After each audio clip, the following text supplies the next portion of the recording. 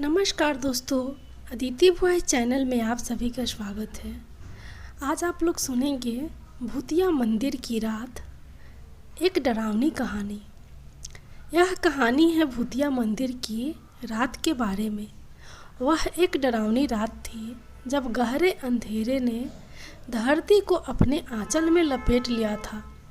एक छोटे से गांव में एक भूतिया मंदिर था जिसका नाम सुनते ही गांव के लोग डर जाया करते थे। लोग कहते थे कि उस मंदिर में रात के समय भूत प्रेत रहते हैं और उनकी भयानक आवाज़ें सुनाई देती है। वहाँ के लोग रात के समय उस मंदिर के पास जाने से बचते थे।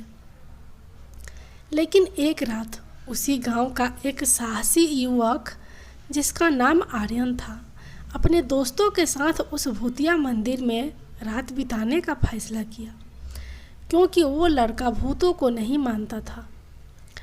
उसका कहना था कि ये सब बस एक वहम है। इसलिए वो और उसके कुछ दोस्त रात के समय उस भूतिया मंदिर के पास पहुंच गए, जहां लोग कहते थे कि यहाँ भूत रहते हैं। मंदिर के अंदर जाते ही उनको डरावना एहसास होने लगा, लेकिन यह आर्यन के उत्साह को और भी बढ़ा देता है। उसने अपने दोस्तों से कहा, हम यहाँ अपना असली हिम्मत दिखाएंगे और देखेंगे कि क्या सच में भूत प्रेत होते हैं या नहीं। उन्होंने वहाँ रखे दीपकों को जलाया और भूतिया मंदिर के अंदर आगे बढ़ा। एक दूसरे कमरे में उन्होंने एक भूतिया रोमांचक किताब मिली। आर्यन ने उसे लेकर अपने दोस्तों को दिखाया और वे सभी बैठकर उसे पढ़ने लगे। धीरे धीरे रात बीत रही थी और उनका डर भी कम हो रहा था। लेकिन तभी एक अजीब आवाज़ सुनाई दी। कौन है? आर्यन ने ऊंची आवाज़ में पूछा। कुछ ही क्षणों बाद उन्हें किसी की दरवाजे की ओर दौड़ने की आवाज़ सुनाई दी। वे लोग डर रहे थे, लेकिन वे अपने आप को साहसी बनाने की कोशिश कर रहे थे। तभी एक डरावना भूत उनके सामने आया। उसकी आंखें लाल थी और उसके चेहरे पर भयंकर मुस्कान थी। तुम्हारा स्वागत है आर्यन, उसने डरावनी आवाज़ में कहा। आर्यन और उसके दोस्तों का दिल धड़कने लगा और वे लोग डर से भयभीत होकर पीछे हटने की कोशिश करने लगे। लेकिन तभी उस भूत ने उनसे कहा, अरे डरो नहीं, मुझे माफ़ करना आर्यन, मुझे तुम्हें डराने का इरादा नहीं था। मुझे बहुत दिनों से मनुष्यों से मिलना था और मैं यह चाहता था कि कोई इस मंदिर में आए। आर्यन और उसके दोस्तों का डर थोड़ा कम हुआ और वे लोग उस भूत के साथ बातचीत करने लगे। वह एक पुरानी कहानी सुनाने लगा, जिसमें उसने बताया कि कैसे कुछ लोगों ने उसे इस मंदिर के अंदर ही मार डाला था। तब से उसकी आत्मा उस मंदिर के अंदर ही भटकती रहती है। कोई इस रहस्य को जानता भी नहीं था, इसलिए उसे आज तक मुक्ति नहीं मिल पाई है। वे रात भर उस भूत के साथ बातें करते रहे और समय के साथ उनका डर भी खत्म हो गया। वे समझ गए कि सब भूत प्रेत बस लोगों को परेशान ही नहीं करते, बल्कि कुछ अपनी मुक्ति के लिए लोगों से मदद भी मांगते हैं। सुबह होते ही वे लोग मंदिर से बाहर निकल आए और उस भूत की मुक्ति कराने का उपाय किया और वे सभी लोग बहुत खुश थे। उनके लिए यह अनुभव सचमुच यादगार था। अब आप लोग सुनिए दूसरी कहानी, भटकती हुई आत्मा। एक लड़की थी जिसका नाम सोनिया था। वह एक अस्पताल में काम करती है। सोनिया बहुत खुश थी कि बहुत कोशिश करने के बाद उसकी अस्पताल में नौकरी लग गई थी। उसे लग रहा था कि वह अस्पताल में बच्चों के साथ समय बिताने वाली सहायक नर्स की पोस्ट पर है। लेकिन उसे इस बात का नहीं पता था कि उसे एक बहुत ही खतरनाक काम मिला है। वह नाइट शिफ्ट पर काम करती थी और अक्सर रात के समय अकेले ही जगह जगह चक्कर लगाती रहती थी। एक रात उसने अचानक एक कमरे के बाहर अपने सीनियर नर्स के साथ एक मरीज को खड़े देखा। तो सोनिया अपने सीनियर नर्स के पास चली गई और उससे पूछा कि ये मरीज आपसे क्या बातें कर रहा था। सीनियर नर्स ने सोनिया को बताया कि वह मरीज एक अजीब घटना के बारे में बता रहा था। उन्होंने सोनिया को बताया कि उस मरीज को रोज़ रात को एक लड़की दिखती है और उससे बात करती है। उस मरीज ने सीनियर नर्स से उस लड़की के बारे में बताते हुए कहा कि वह बहुत ही अजीब थी। उसकी आंखें जली हुई थी और उसके हाथ बहुत ही काले थे। सोनिया को इस बात को सुनकर बड़ा आश्चर्य हुआ और सोचा कि शायद यह मरीज पागल हो गया है या फिर उसे भ्रम हो रहा है। रात के करीब 11:30 बजे सोनिया अपनी नॉर्मल चेकअप के लिए वहीं जाती है।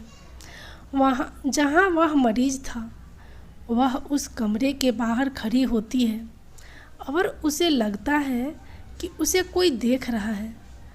उसे अनुभव होता है कि उसके ऊपर कुछ ठंडा हवा का झोंका चला आ रहा है जो उसके हाथों को छूता है। उसे लगता है कि वह बेहोश होने वाली है, लेकिन फिर वह अपने आप को संभाल लेती है। फिर थोड़ी देर बाद उस कमरे की खिड़की से एक लड़की आते हुए दिखाई देती है जो सीधे उसे ही देखती हुई उसकी तरफ आ रही थी। सोनिया उसको देखकर एकदम से घबरा जाती है। वह लड़की बहुत ही अजीब और डरावनी दिख रही थी। उसके हाथ बहुत ही काले और जले हुए लग रहे थे। उसके बाल एकदम सफ़ेद थे और आँख आग की तरह जलती हुई दिखाई दे रही थी। उसका शरीर देखकर सोनिया के डर के मारे हालत खराब होती जाती और वह उसे देखकर कांपने लगती है। वो मन ही मन में सोचती है कि आज तो मैं नहीं बचूंगी, ये चुड़ैल मुझे नहीं छोड़ेगी, अब ये मुझे जान से मार देगी। फिर सोनिया उसके सामने हाथ जोड़कर बोलती है, देखो मुझे मत मारो, छोड़ दो मुझे, आज के बाद मैं इस अस्पताल में कभी नहीं आऊँगी, मुझे माफ़ कर दो प्लीज़। ऐसा बोलते हुए वहाँ से भागने की कोशिश करती है, लेकिन वो लड़की वहाँ से सोनिया को भागने नहीं देती है, बल्कि और उसके नज़दीक आने लगती है। फिर वो लड़की धीरे धीरे सोनिया की तरफ आगे बढ़ती है और जैसे ही उसके करीब आती है तो वह और अजीब दिखने लगती है और सोनिया के पास वहाँ से भागने का कोई उपाय नहीं सोचता है। इसलिए वह उस कमरे में एक कोने में चली जाती है और वहाँ अपनी आंखें बंद करके खड़ी हो जाती है। फिर उस चुड़ैल ने सोनिया के नज़दीक आकर कहा, मुझे बचाओ। इतना बोलकर वह कमरे से बाहर चली जाती है। सोनिया अब थोड़ा शांत होती है और सोचने लगती है कि इस लड़की ने ऐसा क्यों कहा, मुझे बचाओ।